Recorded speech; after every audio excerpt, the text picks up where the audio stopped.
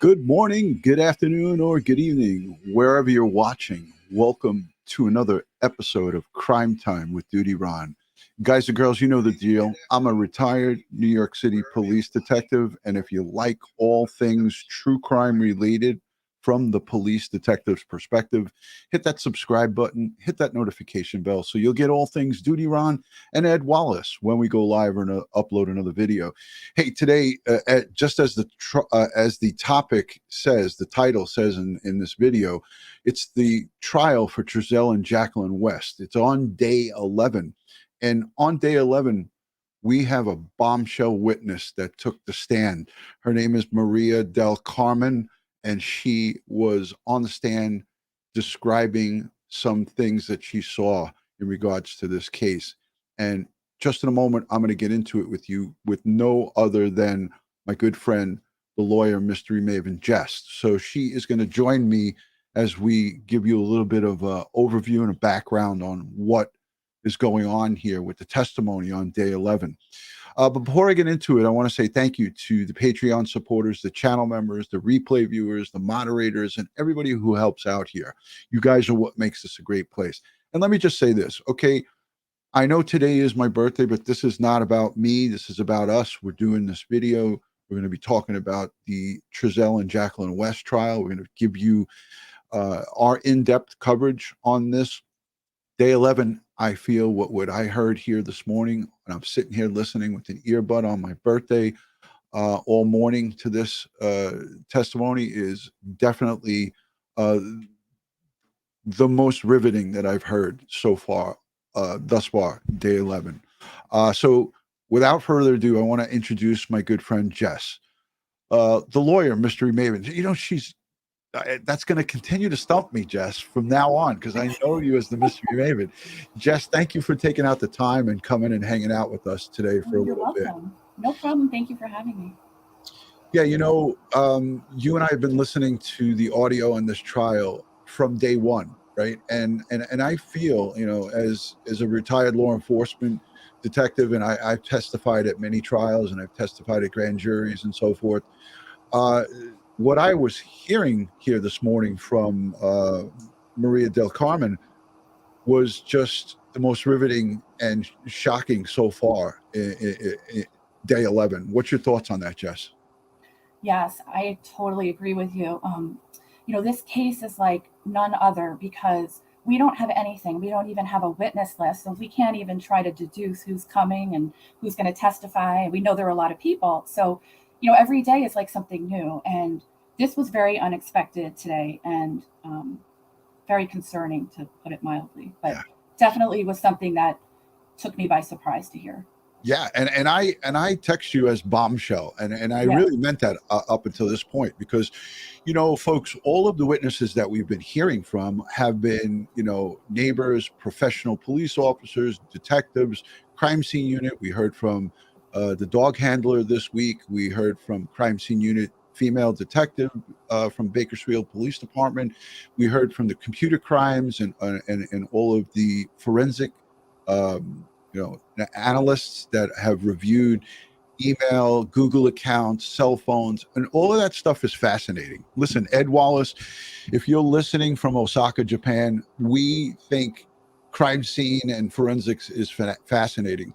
But when I just heard this morning testimony from a resident at the Casa Loma Apartments witnessing Trezell and Jacqueline West bringing a blue and white ice chest and taking it to a dumpster, that's the closest that we got. And I'm sorry to say this, but I have to. It's the closest that we've got to the prosecutor spelling out that Jacqueline and Trezell West discarded Sincere and Classic, Our Boys, Orrin and Orson West, in the garbage. And that to me is just heartbreaking. But that's what we're alluding to here. Jess, correct me if I'm wrong.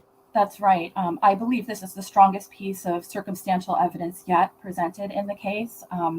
And, you know, I've said before, if you've watched me, that, you know, circumstantial evidence is the kind of evidence that requires the jury to have to make a leap in their mind. So it doesn't prove something happened on its own. It's something that they have to infer, in other words. And definitely this was very strong in terms of that. So this was the first thing that I think, in terms of everything we've heard so far, that is starting to lean more towards what they did.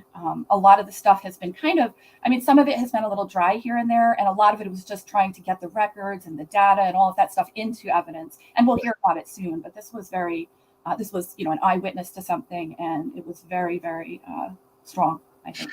Yeah, and for a lot of the ladies and gentlemen who have been following Sincere and Classic from day one, right? This is across the globe. This by far is the most shocking piece of circumstantial evidence that we are hearing the prosecutors lay out. And as we are talking right now, I'm watching the live tweeting, and there is another neighbor who's also corroborating this witness that they had on prior. What did you think of the cross-examination by Torres Stallings? She's the attorney for Jacqueline West, right? Did I get that right? She is the attorney. I think she is, but I think this was Rodriguez, I believe. She's the co-counsel. Right. And I think she was doing cross-exam, I believe. And yeah. I thought it was Stallings because she gets my nerves going because she leads every question with an answer. Like she'll say, "Is this in fact what you saw?" Right. Right. And she's continually, that's her method of, and I do believe, Jess, that I think I'm right on this one. She did the cross-examination of her, and she got a little upset with the witness because the witness wasn't answering her questions quick enough. Right. And the interpreter, kudos to the interpreter in the courtroom. I don't know if anybody that's listening to the audio caught that, but the interpreter said to the counsel, like, "Hey, slow down. You got to give her a chance to answer."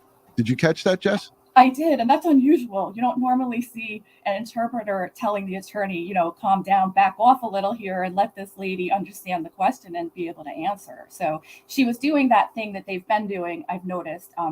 They do rapid fire questioning, and they'll be like, "Is this what you remember? Is it correct? And they'll keep hammering and hammering. And, some of that is designed as a defense attorney to, really push that person on the witness stand. And, some of it is to vet what they're saying, because if you're asking those questions and they're telling the truth, it should all come out the same. But right. Here it was a little odd just because there's an interpreter involved. So it's like she can't directly answer the question. So he told her, slow your roll. Exactly. Slow it down. Isn't it true that I think all defense attorneys know the answers to the questions that they're asking? So you should. Basically, but she's asking the question or asking a question and saying yes. Isn't that right? Yes. And this witness didn't go with her thing. She didn't. Well, let me just say this quickly before this disappears. Sarah Gates, thank you for becoming a new member. And Beth, thank you for the $10 happy birthday super chat. Again, this video, thank you to everyone who's wishing me a happy birthday. 59 years young today, but this is not about me. So I appreciate it. We'll do maybe a members only where we can have a little birthday celebration. But again, let's get back to this testimony. What I liked about this witness, and again, I'm reiterating this, is that she didn't say yes to Stallings' all of her questions that she was asking her. And that's where she got pissed off, because she was not getting what she's used to getting with, I think, like 90% of these witnesses are just concurring with her yes answers. So it's like, it really pisses me off. And even retired homicide detective sergeant Bill Cannon said, if she was questioning me, I would break it up intentionally. I wouldn't answer her right away. I'd stop that continuity. It's a flow, right? It is a flow. Absolutely. I heard Bill say that, and he's absolutely right. And when you get, an experienced officer on the stand, they see that, they know what's up, and they will, parse their words and just kind of slow down a little bit and try to regain some control. And when you have an inexperienced witness, very often They don't know, they don't do that, and then they feel maybe uncomfortable or intimidated. But this witness was very confident in her answers, and she kept reiterating the same exact thing, and she had a tone of voice, even with an interpreter and everything, you could tell she was very, very firm in what she was saying, and she didn't waver from it even when she was pushed. Right. And the great part about it, Jess, to piggyback off of what you're saying, is that she was very definitive in what she was saying. She even described Jacqueline West's, she called it beautiful hair, I think she said. Yes, she did. So she recognized her curly hair. And I mean, if there's anything that you could take away that's nice about Jacqueline West, it is her thick hair. Most women would love to have hair like that. But this witness brought that up. And then on cross, the defense was trying to make her seem like she had made statements in, I guess, the secret grand jury that they had, and Right. police initial interviews with her, and Correct. the defense was trying to say, didn't you say you couldn't identify these two? And she was like, no. And if that's said, then it was a breakdown of communication, because I am very confident of who I saw. So maybe you might have more of the words verbatim, like what she said, but Yeah. I think it was words to that effect, and I can hear the notepad script. Yeah, she was saying that she had seen them in a bright light, and then she kept repeatedly saying that, and then they were showing her like a police report, I believe, and a transcript from a hearing, most likely grand jury. And the attorney said, so you saw all of this then, and didn't you tell the police that you couldn't recognize the couple if you saw them again?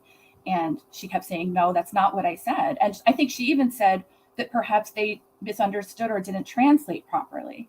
She said very clearly she remembered, and then the attorney said, so now 3 years later, you're saying you can remember this? And she was like, yes, I remember. And she kept saying, I remember that night very, very well. Very well and clearly. Jennifer Nobles is in the chat. She's telling us, DutyRon, you're missing it right now. They're back from lunch. It's in my ear. I'm listening to it live. I am listening to the testimony, and we're going to go to the live tweeting, which is happening on Bakersfield now, I think. But we are listening, and I believe, Jess, you are probably listening too. I am. So multitasking. Yeah, and this is another witness is on the stand right now, who is actually a neighbor of the previous witness, Maria del Carmen, and she's kind of corroborating what she's saying, and the prosecutor is talking with her. So there's really no cross-exam going on right now. But I wanted to also talk to you about what happened on Monday and Tuesday. We heard a lot of testimony from not only civilian personnel with the police department, but we also heard from civilians outside of the police department. But we did hear about how they were trailing or looking at what Trezell and Jacqueline West were doing after these boys were reported missing by them, but also the great detective work that the Bakersfield Police Department did by going back, and victimology, and as Bill Cannon calls it, and I love this term, perpology. They look at the victimology, but they also look at the perps, prior behaviors to when these things are reported, when cases like this are reported, they go back 6 or 8 months and sometimes a year before the incident, and then they look at everything that was happening before with these people. And this is what the detectives from the Bakersfield Police Department, I just muted you because that wind noise or whatever it is, the fan noise, was like getting them to be a little bit too much for me in my ear as I'm talking. But what I'm saying is, it's a great job that these detectives did, is because they went back to see all of their travels and what they did into September of 2020, which is great that they did that. And that's what they had as witnesses coming on and talking about the various videos and still photos that they were able to obtain from businesses like McDonald's, and there was a couple of other places, AMPM in Madura, food stores, supermarkets, and so forth. Jess, I know you listened to that. What was your take on that testimony? Oh, I thought that was really good how they went back and they were showing all of the video camera footage from all of those receipts. and showing that Trezell was at these locations and what he was doing, and he was always seen alone. There was never any children with him. I don't believe Jacqueline was seen in any of that either.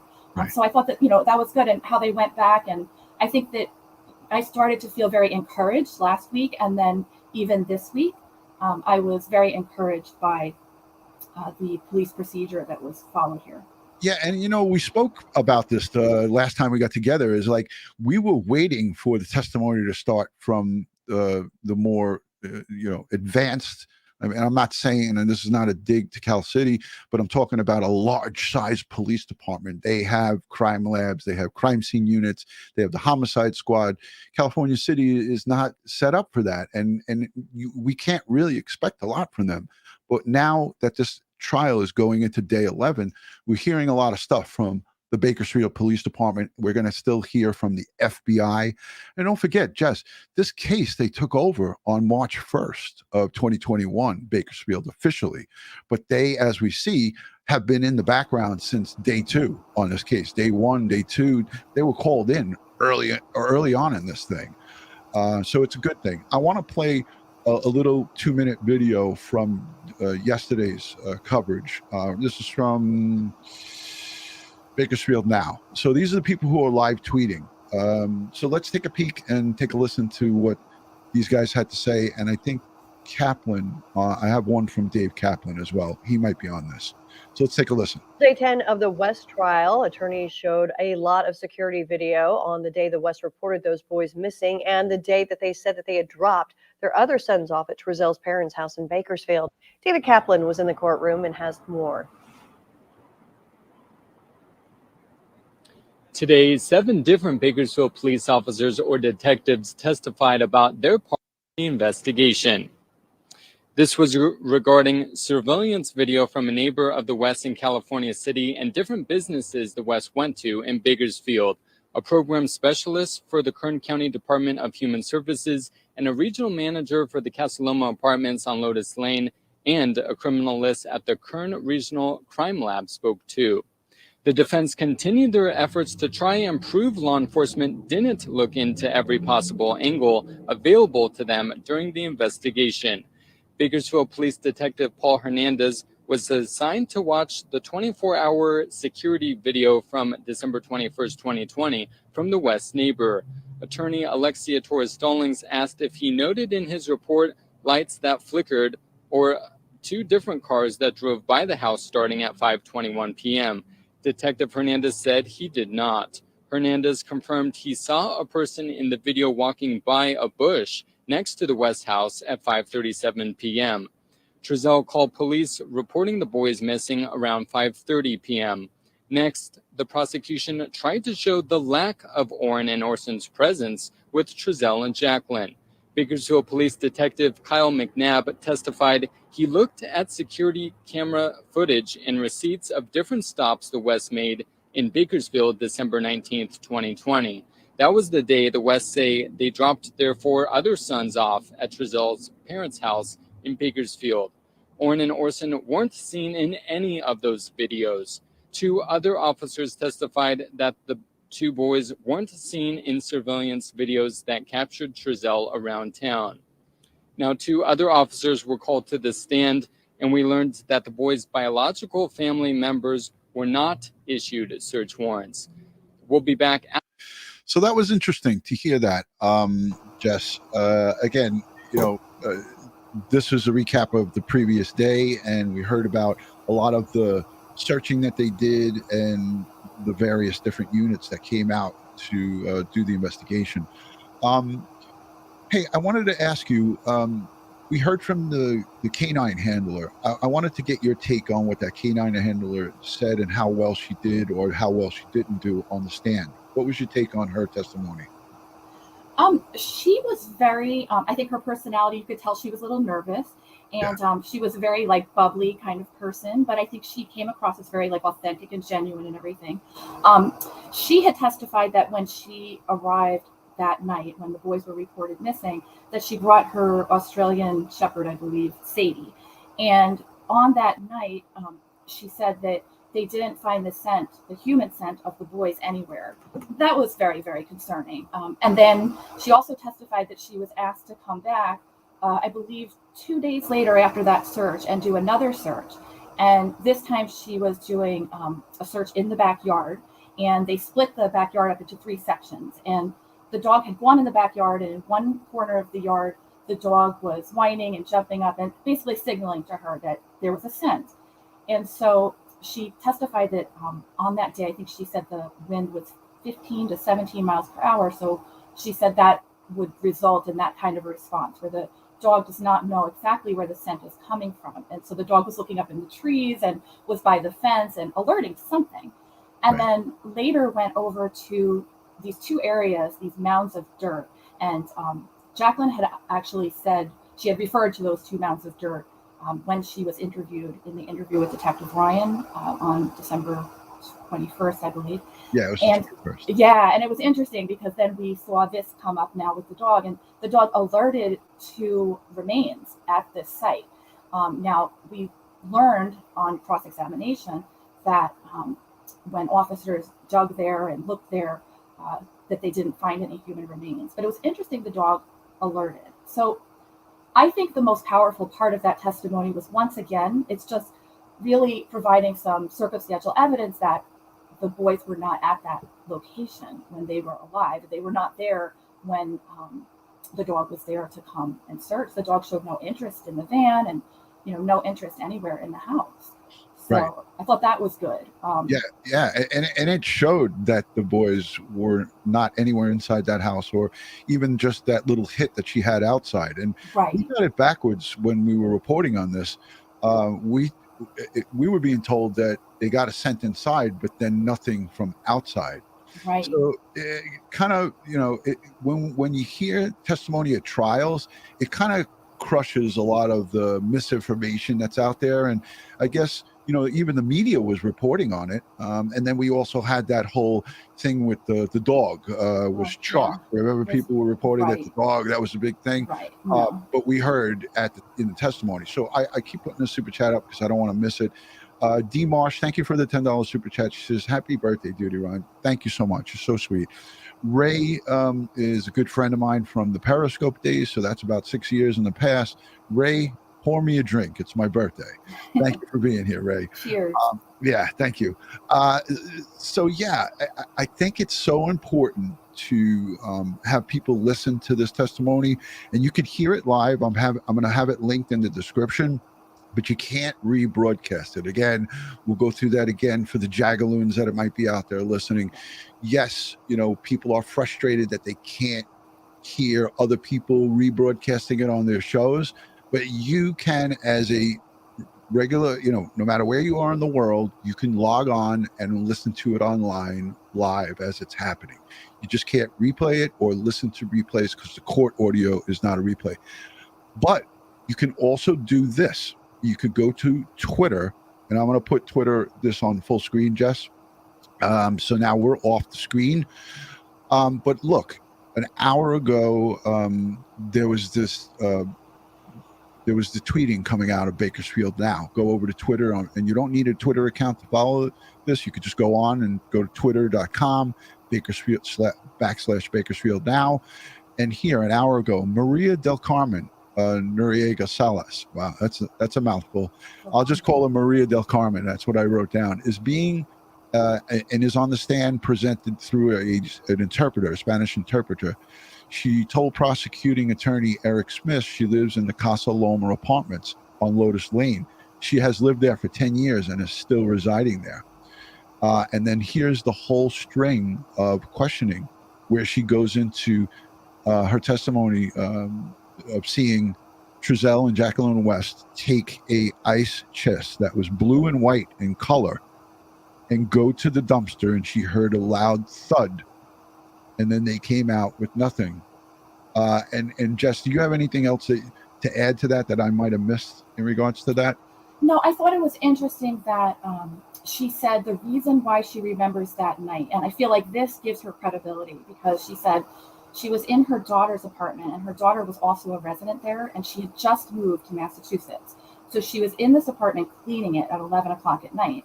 and she heard this huge boom. I don't know if you've ever heard that noise, but so she heard that, and she went outside because she heard that noise, and then she saw them emerge from the dumpster area, and she saw them holding the chest and everything, and then she saw them go back to their apartment, and she saw them exit the apartment within, I think she said, seconds, and that they were carrying something long and thin, I think it was. Yes, and they were walking over his shoulder. Yes, and then they were walking down, and she said she had been on the phone at that time, and she was watching them, and she actually pretended she was still talking after the call was over because she was keeping an eye on them. So I mean, it's just really amazing that she was there and she saw this at that time. And here's the tweet that you're describing. It says Maria del Carmen Noriega Salas is being questioned by prosecuting attorney Eric Smith, which is the district attorney. They grabbed something skinny. The man placed it on his shoulders.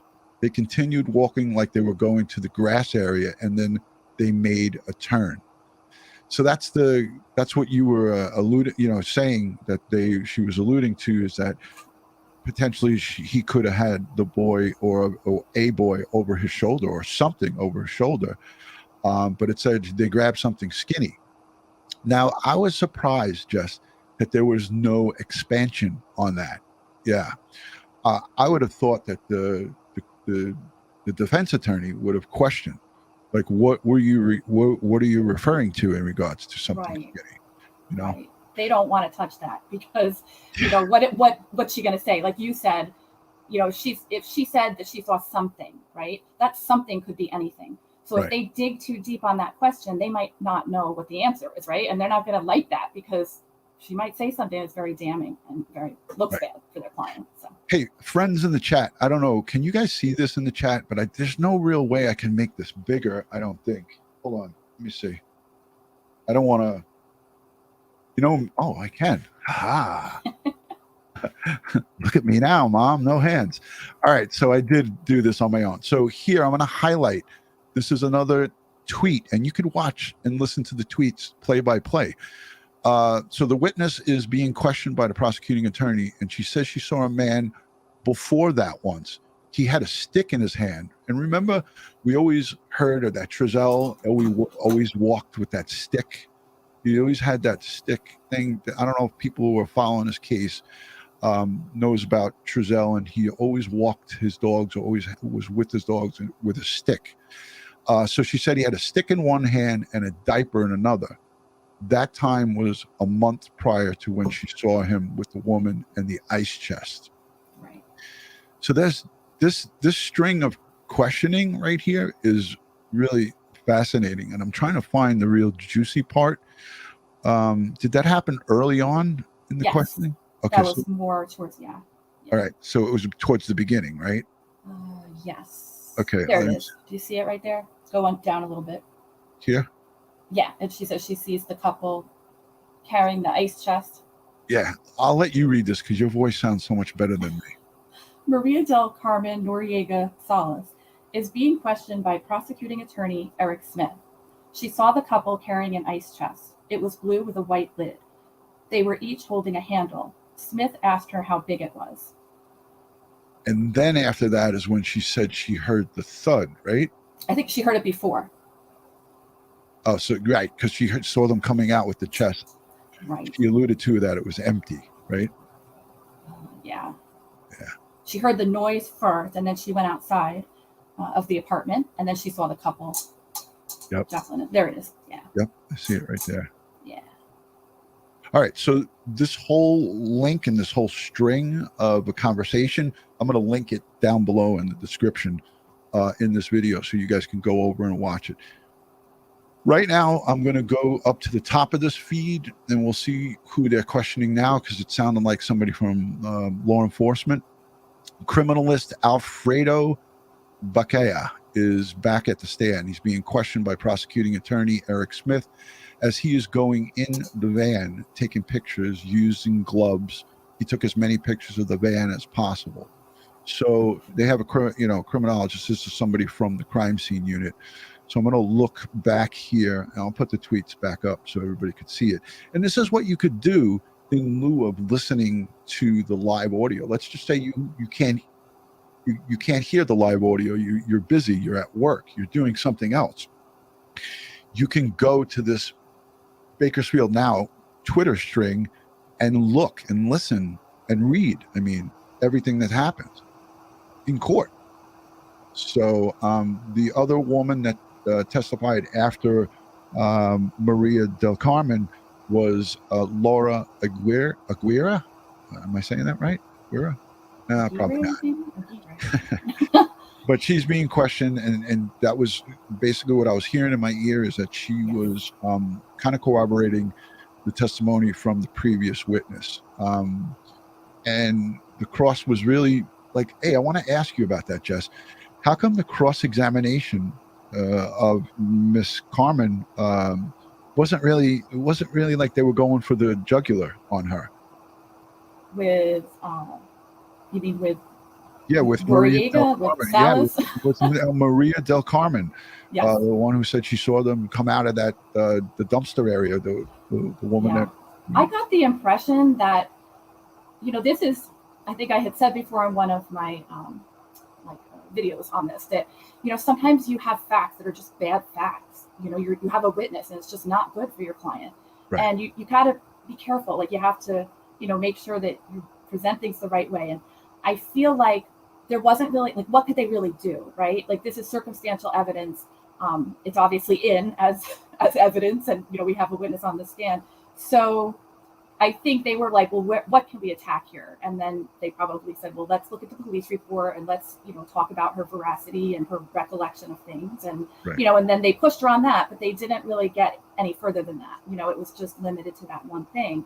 But in my mind, it's like, well, what can you really do, right? Because if you start going all over the place, now you're going to look like a jerk, and you don't want the jury to see you, and in a negative light, and then not like you, and then hold it against your client. So it's sort of like a little bit of a tap dance, I guess you could say. Right. Yeah. I knew a lot of people had questions about that. Let's say hello to some of your folks over on your channel. I know you're rebroadcasting this, which is great. Slapfish Creations, Gerda is in the house for you. Black Rose 11 is on my side. Alicia B. Yeah, Alicia B. Everybody's checking in. Black Rose 11. Your chat is my chat. Yeah, Miss Donna Marie, Erica Olson. Brooklyn. Lots of good people checking in. So just wanted to say hello to everyone that's chiming in, that's invested in this case. I mean, there's so many trials. Look, Letitia Stout, the trial today, the testimony was unbelievable. Listening to Gannon's father question her, I listened a little bit in on that today, and that was just unbelievable. The conversations, and with her flipping the bird to the people who are up testifying, and her daughter on the stand yesterday, and you got crazy Lori Vallow, right? There's so many high profile trials going on, and our boys are a high profile trial as per the news media who's reporting on it. It's just that unfortunately it just seems like more people are interested in these other trials, but we're going to continue to talk about this, and we're going to continue to keep everybody up to date on what is going on. And Jess, you did a great premiere yesterday. I hope everyone goes over and checks out Jess's content and all of her wrap-ups of all the previous days. Like, she legitimately gives you a play-by-play.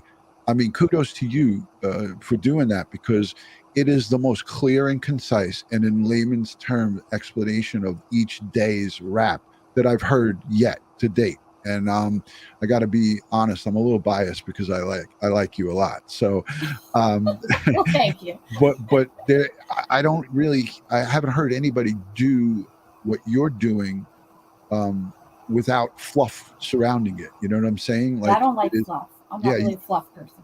You're not a fluffer. So, but you're doing a great job of that. And I encourage everyone to go over and subscribe to Lawyer Mystery Maven's channel. She's doing an unbelievable bang up job. And let's say thank you to Sunset Gazing, who gifted out 5 memberships on Crime Time with DutyRon. Much appreciated. ATS News is here, good friend. Jane 59092 says, I'm interested in this case. I'm glad. Hey, by a show of hands in my chat and in Jess's chat, how many of you have been watching this from day one when the trial started, or watching the case since day one? Let us know if you've been watching. Just put a me in the chat or whatever. And if you're just stumbling across it and just picking up when the trial commenced, let us know too, because we're always curious to see how long people are watching this. And it's about justice for the boys, and the wheels of justice are moving right now. And Jess, I think you can agree with me, is that we've just scraped the surface. There is going to be so much more testimony that is going to be oohs and ah moments. Yes, that's true. I mean, and we've heard some of the officers going through and listing all the items of things they've recovered and what they did with it. And it's so much. And I keep saying to myself, like, I'm making little notes, okay, we're going to hear about this, because everything that they're talking about and they're admitting, all that data from the phone and the social media and, things that they retrieved from everything, all of it, we're going to hear about that. That's why it's being admitted now. And that's why these officers are laying the foundation, because there's so much more to come. But that's just a part of the process. In order to get that in and, get it admitted as evidence, somebody has to testify to it. So it's going to be interesting. And like you said, this trial right now is scheduled to go until early June. And that's a lot of weeks. It's a lot. So we're going to hear a ton more. Because we're just getting into the March time frame, right? Because we heard some testimony from some of the police professionals. And right now, the crime scene unit specialist that's on the stand, he's being crossed again by Stallings Torres, and she's doing that same damn thing, right? Isn't that? Yeah. You did this, right? I just want to reach through the earbud and say, stop answering her that way. Right. That's her style, I guess. It's like, the way she does things. And, I saw people like saying, oh, I can't stand her and, whatever. And, she is doing her job, right? Like, she's representing her client to the best of her ability. And, and sometimes I think that people don't realize, like, when you're an attorney, you're not, a lot of times, it is a job. And I don't mean to sound insensitive, but it doesn't necessarily mean like that's what you personally believe about something or whatever. I mean, of course you can't, if your client is lying, you can't go into court and be like, okay, whatever. But I'm just saying, like, there's a lot of times that you're put in a position where it may not be what you would personally do, in a certain situation, but you're still tasked with representing the client to the best of your ability. So, everybody's style is different. And I think when we're invested in a case, and there's, especially a case like this with two young children, it's very hard. Every little thing. Criminal defense attorney, Jess, they get a bad rap because everybody. How can you like someone that's, that's defending two people who are, obviously innocent until proven guilty? Of course, right. But everybody's entitled to, a fair trial and representation in court, and make sure that their rights aren't trampled on, so, they're doing their job. And yes. Yeah. Thank you so much for the super chat. Love that cross with the blue line through it. Happy birthday. Blessings, DutyRon. Thank you, Bamakin. I'm not saying it right. Bama Sin. Bamasin. I don't know. I tried it once before, but thank you so much. That's the thing. Criminal defense attorneys get a bad rap because they have to defend some of these evil people, right? And I get so many questions about criminal defense attorneys, like, how could they do this? And I hate them. And I why, people saying, oh, I hate them. I hate what they do. But if you, God forbid, are accused of something that maybe you didn't do, a criminal defense attorney is going to be your best friend. And you'll see it completely different when that happens. Like everything that you said, when you're on the other side of it, you're like, wait a minute. If it's you or a family member or a child or something, it changes your entire perspective. Yep. So she said, Bamasin. I got it. So there you go. Nice. So yeah, I'm listening to Stalling Taurus in my ear, and I want to reach through this little ear pod and say, stop doing that. So this is a crime analysis, crime scene unit guy, and they're talking about the van right now. So he's back on the stand. Prosecutor Ed Smith he's asking if he used Blue Star and luminol liquids to find blood in the van. There were some positive tests at the back of the van, and that's from 5 minutes in the past. But it was so small that they didn't do anything with that information. Now, my partner, Ed Wallace, will see this and go nuts. Ed will be like, what? You have something that's so small, but you don't want to do anything with that information. You take anything that you get in a crime scene and you evidence collection. So for me reading this right now, my head is ready to explode because if you get even just a trace or anything, okay, so criminalist, they call him criminalist, Alfredo Baquea, is back on the stand. He's being questioned by the prosecuting attorney, and he was instructed by California City Police to look for blood or blood signs or foul play or receipts that could be associated with the incident. He did see any blood, or I think the reporter just mistweeted. He didn't see any blood. But he was able to recover positive tests at the back of the van that was so small that they didn't do anything with that information. Yeah, where's Ed Wallace? He needs to get over there. What the fuck? I know. I'm sorry about the cursing, but like, I don't completely understand that. That's really freaking me out. But so they're going over the van processing. I don't want to give, obviously a play-by-play. I want everyone to go over there and watch or listen, watch the tweeting and listen to the audio. But again, so Jess, I wanted to also get your take on anything that stood out to you from Monday till today. And I know you did a lot of coverage on your channel, but right. I really value your take. Anything stood out from the testimony of Monday, Tuesday, and today? Yeah, I am just pulling up some notes so I can speak more informed about this. But something that was interesting testimony to me, and I walked away and I was like, what? It was Clifton Taylor, and he is with the Kern County Department of Child and Human Services. I think he said he worked there 20 years. And he had different kinds of jobs there. And I think now he works under the assistant director of CPS and everything. And he was asked to describe some of the ways that adoptions work and how foster care works and the financial aspect of things. And he was asked a question, if there was a dollar amount that would be a threshold where if somebody wanted to foster a child and then later adopt a child, is there a dollar amount that they would have to make in terms of their income every month, where if they were under that amount, they wouldn't be allowed to adopt? And he said there was not. And that blew my mind. I was like, shocked. Wow. Like some of the stuff that was revealed was very, very troubling. And it'll be interesting to see how all of this is going to play in, because he was laying, like I said, like a foundation. So we're getting these basic, this information, and now we're going to see if there was a deviation from that later on and what happened. But that was really troubling. And they had talked about how they don't reassess, later on. And so it's really just like they'll look at it once and they'll take a lot of factors into account. And he even gave an example, I think, of a grandma. Right. And he said, maybe a grandma, they feel that it's in the best interest that the child should go and live with the grandma. And maybe the grandma only gets $500 a month, for argument's sake, right, from Social Security check. But they said, but we might decide that the child should be placed there, and then we'll give this check every month, which is like the foster care check, the financial assistance check, and then she'll be okay.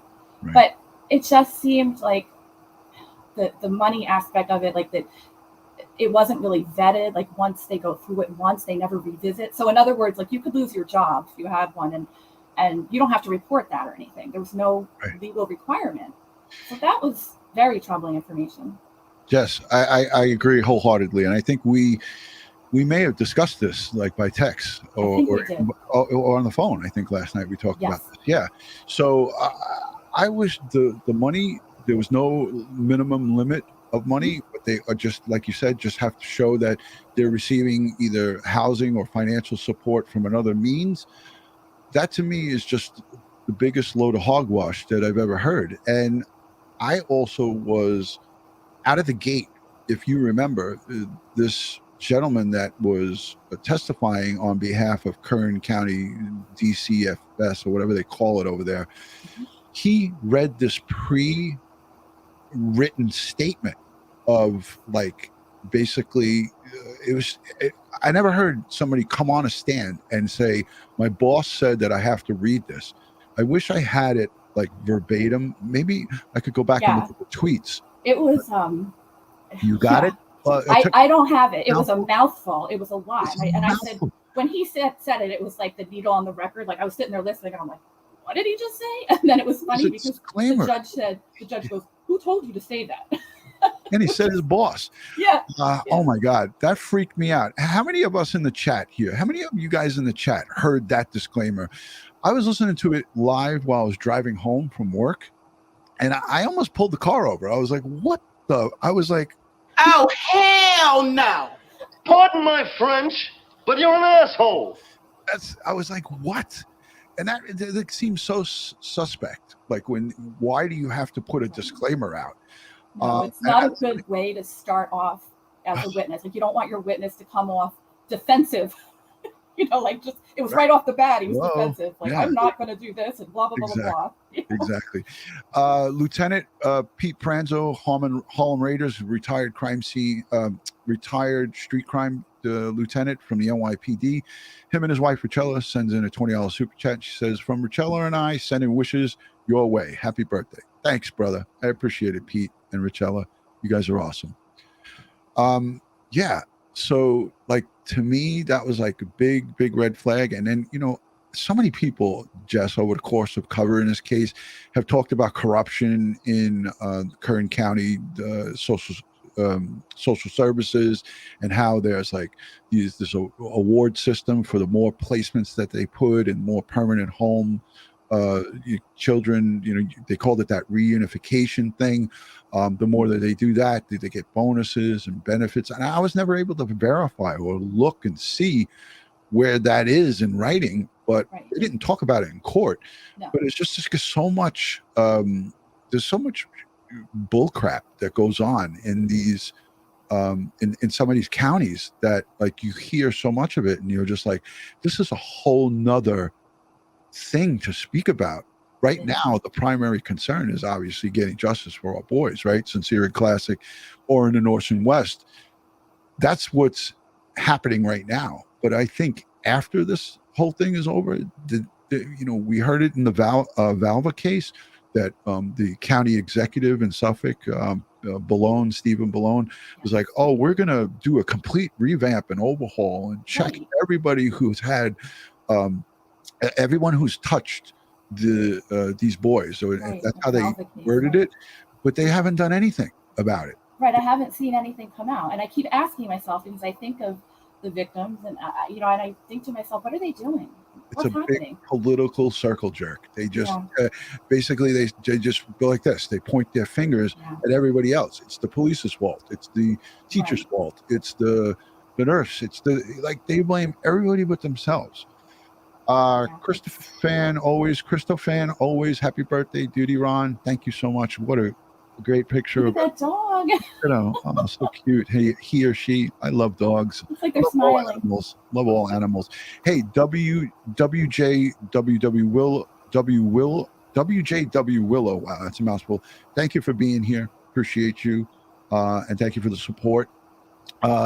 Kristen, my good friend. Let's unpack that. She's here saying no one wants to take responsibility. Somebody got a kick out of my. Sometimes I don't use the right words, the political circle jerk, but that's what it is. It's a big jerk me off. They don't want to, anyone in the political arena doesn't want to take blame, but they want to talk about things that they want to do, but they never do it. You know what I mean? So it's frustrating, but again, right now, I think the prime concern for everybody should be making sure that the prosecution presents their case beyond a reasonable doubt. The burden of the proof is on the state, right, on the prosecutors, and the defense attorneys. We're going to hear so much more coming out of Stallings and Torres Stallings and company that are going to piss us off. but this is part of the process. It's part of the process. It is. And I don't see any, anomalies or, anything unusual happening. It's a typical trial. There's not really any. Right. And in my unprofessional opinion, because I'm not a defense attorney, or I'm not but I know the system, I feel like the check mark is on the prosecutor's side so far, and especially after this bombshell witness today giving her testimony. She was so straightforward, and she didn't sway. Only things that the defense tried to show is that she, in fact, said that she couldn't identify Trezell and Jacqueline, and then she said, "Oh no," and she went right back onto the hair of Jacqueline and talked about how beautiful her hair was and how it stood out. And she talked about, did you notice that they went race on her as well? This woman, immigrant from Mexico, she said, you referred to them as black, right? Right. And she made a big issue of that. Did you take notice? I did notice that. I did. I don't want to sidestep that, because that was part of today's thing. They Stallings, Tora Stallings, she was the one who really highlighted that. It's like, did you call this defendant black in your native tongue, right? Or something like that. She spelled it out. Jess, what's the angle on a defense attorney side of doing that? I mean, I think that they're throwing that out there to appeal to people who would respond to that sort of an issue, right? So it's like a distraction. So they're going to distract from what's going on, right? And hopefully they think that if there's people on the jury who would take offense to something like that, that maybe they'll be more sympathetic to their client. Right. And I think that she's trying her best to make the jury feel that this witness is got some kind of racial bias towards black people. She's handled some other things too that, to me, I just sit there rolling my eyes. I'm like, oh, please, right? Like, because yesterday, I think it was, there was an officer on the stand, and he was testifying about writing the warrant and the probable cause affidavit to get the search warrants in regards to, I believe it was the Facebook account of Jacqueline and the Instagram account, things like that. And she was like, well, you came and you took information from the other officers and wrote your affidavit, and you presented that to a judge? He's like, yeah.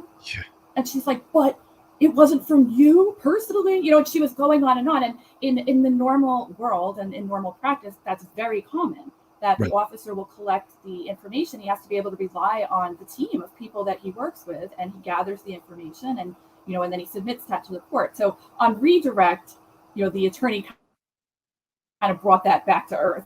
And he said, is this the normal practice, however? And, the officer said, yeah, of course. And that was it. It was just very simple and straight to the point. And I think it's interesting when you listen to this, there is such a contrast between D.A. Smith. He's so, just very laid back, very calm, he seems like, I'm in control, very different disposition than her. Like, she tends to get, Tora Stallings, she tends to get very emotional, but dramatic. I think, like, dramatic flair is added to things. And, it's interesting as an attorney to watch and to see these very different styles and how they're doing things. It's like a direct contrast, after her very theatrical performance, and he'll just be like, well, is that normal procedure? And the officer's like, yep. It's like, all right, we're done with this witness, Yeah. And, a lot of people are paying attention to that. And these are little bits and pieces that you're picking up on as a criminal defense attorney and as an attorney of the things or the tactics that get used in the courtroom. Testimony is over for the day, and it looks like the next time they'll be back in the court with a live audience will be Tuesday, April 25th, according to the judge. I wrote it down, so that's what I was writing down. So testimony for the day, the court is over in the West trial. I want to look at some of the tweets, some of the live tweets. Hennessy did a cross exam on this criminalist Alfredo Baquea, and it was just questioning his procedures and things of that nature. We'll get into it on the next video. I know that you'll cover that extensively. I'm going to do something on Friday night. I'll do a Forensic Friday, and we'll go over all the forensics. But testimony for the day has concluded. But I want to say, again, I want to go to the chat, if you don't mind, Jess, because everybody's been in the chat and everyone's chiming in. So let us know where you're watching, city, state, country. If you're outside the United States, let us know where you're watching from. Aussie Gardner is here. Thank you. A lot of people are getting excited because they're like, wow, I caught her live. And a lot of people on your side are like, whoa, the Mystery Maven, she's live. Holy cow. I've never done a live, I don't think. So, I joined you, and I think I've but you're joined doing Mel it. a couple You've times, done- and I was with the Glare a few times. But Yeah, I'll do one. I think I'm going to do a Q&A on my channel because there seems to be interest. I don't want to waste people's time. But And if you need a guest, I'll gladly come and hang out with you. very cool. So Forgotten Whispers says, at DutyRon and at Lawyer Mystery Maven, just stopping in to say thank you for your incredible coverage for our boys. And happy birthday, Ron. Justice for classic and sincere. Thank you so much. And it is my birthday, but this is more important, this trial. I mean, every day is a birthday for me. Just being here with my friends, my family, you guys. This community is just unbelievable, and Jess, I know you got a great bunch of people on your end because we cross-pollinate. A lot of the people who are following you are following me, and vice versa. So it's really great. So people are saying, Ron, don't forget the link. Catherine, the link won't help you because court is done until April 25th now. So it's the 19th, and according to the judge, the next time court will be live will be April 25th. And I don't know why that is. Tuesday, April 25th. So I'm not sure what, I couldn't hear exactly what he was saying. I took my little earbud out. I made sure I first disconnected from the court.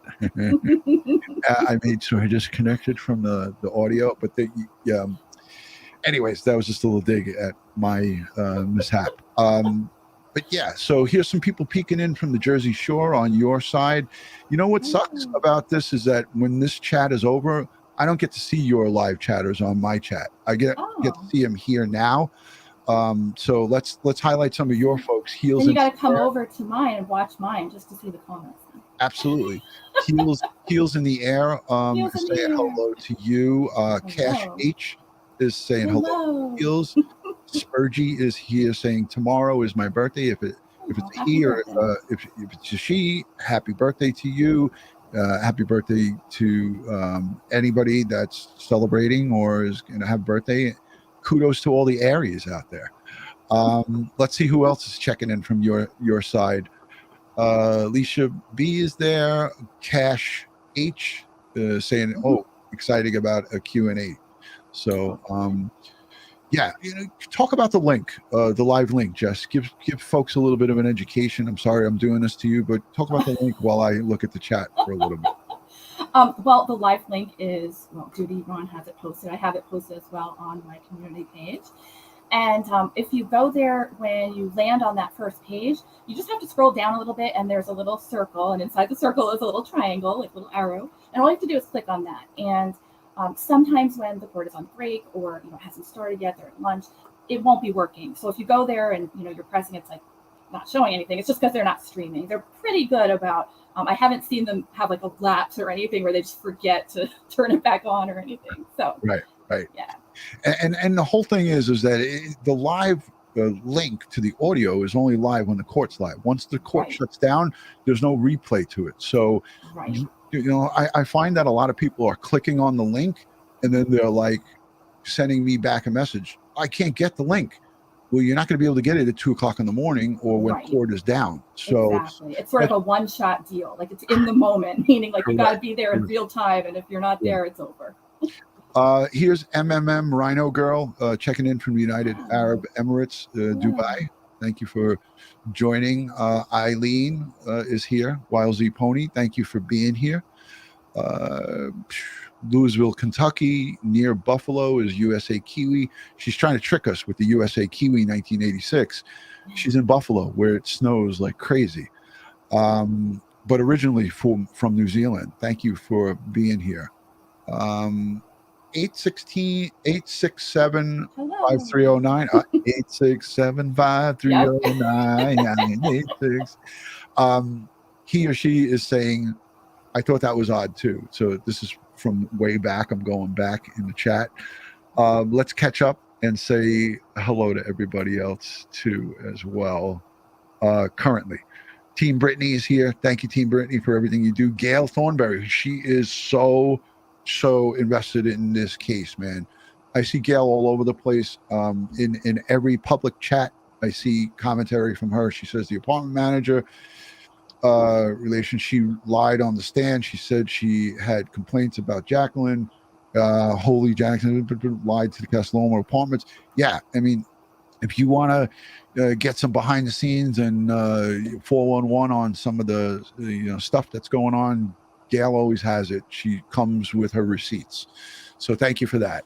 I think we're going to wrap it up. It's an hour. I want to also just let everybody know that, on behalf of Jess and I, there is so much more that's going to happen in this trial. They have this calendar slated till the early part of June, the first week of June. So we still have the rest of April. Again, it looks like they're not going to be coming back till the 25th. So maybe that's why they blocked it off until June. But there's so many more witnesses, so many more experts. Remember that huge search outside of Casa Loma in that open field. It was right after Bakersfield took the lead in March of 2021. Remember that whole day? It was a full day of searching. There was over 100 FBI agents, Bakersfield Police Department, agents from the ATF, the Homeland Security agents. And there was a lot of people that were confused about Homeland Security. We even heard from someone who is embedded with Homeland Security testify the other day, right? We forgot about that. But there was 7 detectives in all that testified yesterday. But there is going to be so much more. What led Bakersfield, the FBI, and Homeland Security to that open field? And they searched. Remember, they did that grid pattern search where they all were fanned out. I should have had that video queued up, but it's my birthday.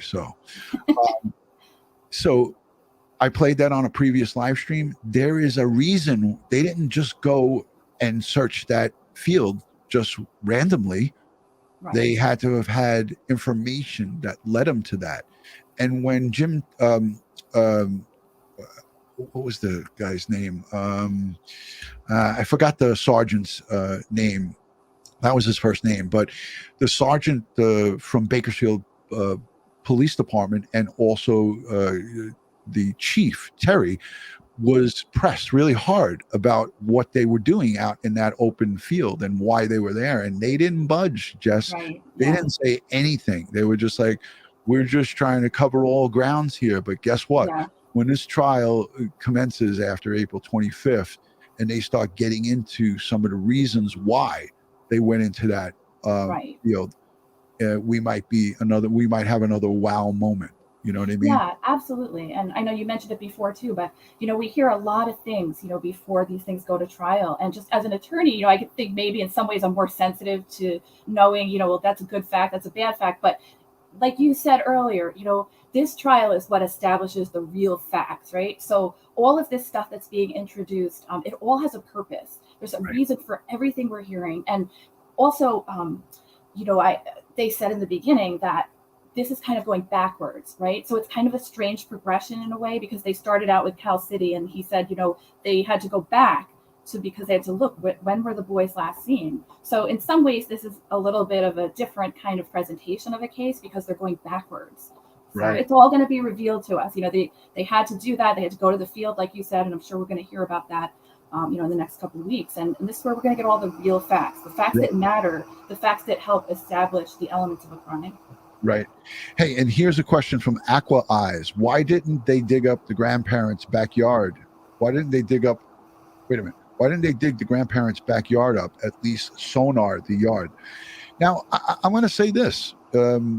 Aqua Eyes, thank you for that comment. And there's a lot of people who are asking that question during the course of this investigation. We don't know. Maybe they did, and we don't know about it. So stay tuned to this trial and all the testimony. There may be, they may have done something in that yard. Just because we didn't hear people report on it, or YouTube or people from the news didn't catch it, doesn't mean it didn't happen. So listen, there's so much work that they did behind the scenes with radio silence. Because I'm from the profession, I'm not shocked by it, but I'm impressed that they kept all of this under tight wraps, all the work that they did, and that we're gonna hear that they continually did to bring us to this very day. And some people are like, well, this is going to be a cold case and they're never going to solve it. They're never going to get to the end of it. We have two people that stand charged with murder of these boys. It's a nobody recovered homicide case. But at the end of the day, these detectives from the federal FBI, the state, federal, and locals did a great job. And you're gonna hear more about what great detective work that they did behind the scenes that led us up to today. And like you said, there's got to be a whole pile of circumstantial evidence that we have not yet heard about. Right. Today's testimony from Maria del Carmen was, to me, blockbuster so far in this trial. And I think you agree with me on that. Yeah, I definitely think it was the strongest piece of evidence here, because we were just sort of saying, like, all the witnesses, we were kind of seeing that they were saying, well, we didn't see the boys, and that's been coming out so much, right? And we're like, okay, we see it, we understand, and we get the corroborating witnesses to say it, and we're seeing all of that. But this was the first indication of something else, right? We're starting to get, well, what happened?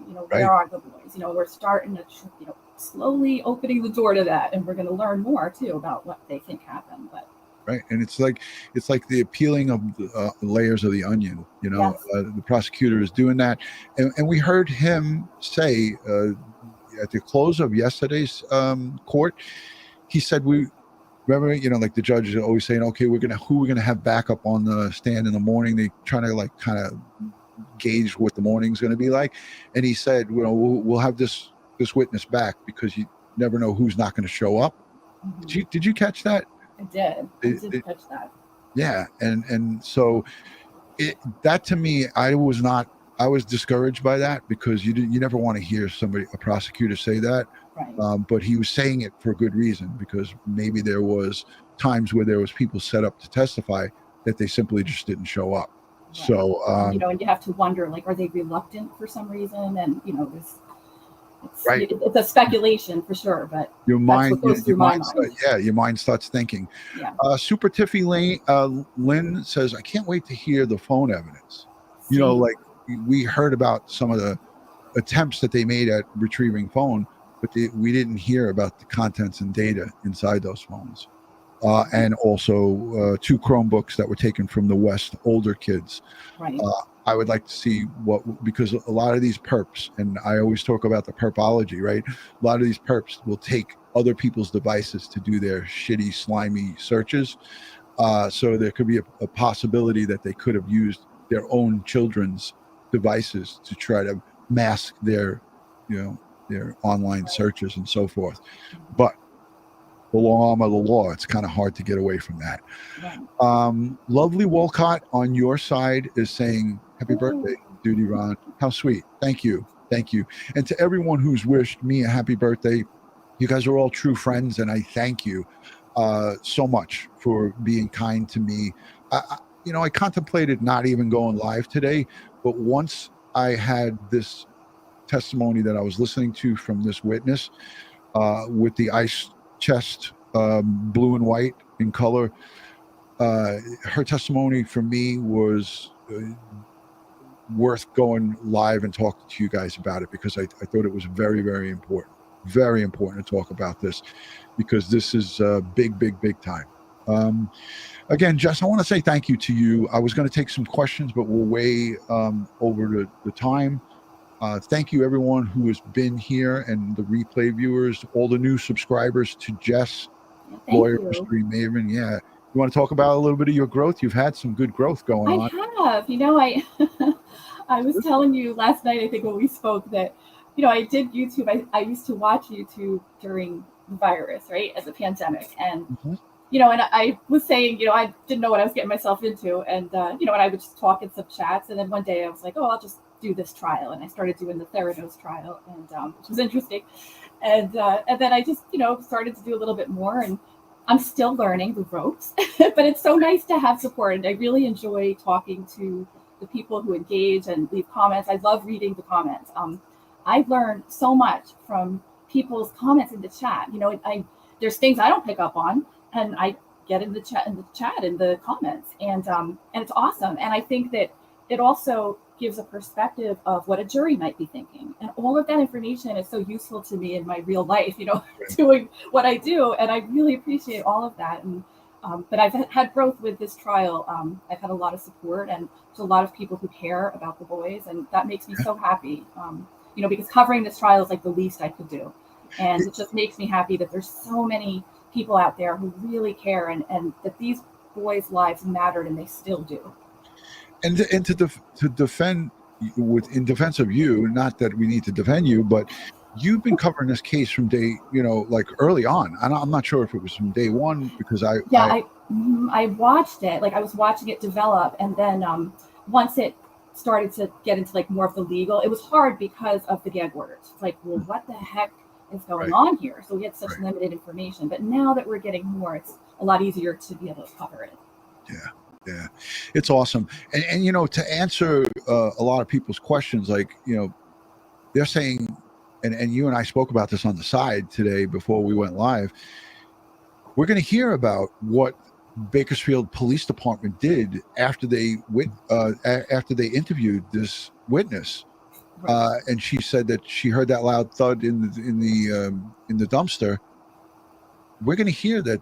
I would almost guarantee you guys, we're going to hear that they went to the garbage dumps where the trash is brought from that location, because as we know from previous cases, every location where trash is picked up in a dumpster, they map out where all that trash goes. So maybe they got there too late because they don't have their bodies or their remains recovered. We know that. Fast forward to now, but I would have to say that they probably put on an effort to locate the trash that was removed from that location. Right. I mean, this was when she came forward, I think it was in January, and told them what she saw. That was such good information, such valuable information. And it's hard to believe, that they would just be like, oh, okay, thanks for the information. They're obviously, I shouldn't say obviously, but I would think that they're going to go follow that trail, right? They're going to go, you're the detective, right? So I would think that if you get that information, it's like a lead, you go follow it. See where it goes, Exactly. Yeah, no, Jess, they had to have followed up on that. Whether it meant just going and checking with whatever waste management company picks up and looking at that landfill, because a lot of people from Bakersfield, who were following this case before there was an arrest made, I received many messages that said, where have they checked the dump? Because there is a garbage dump really close by the Casaloma apartments.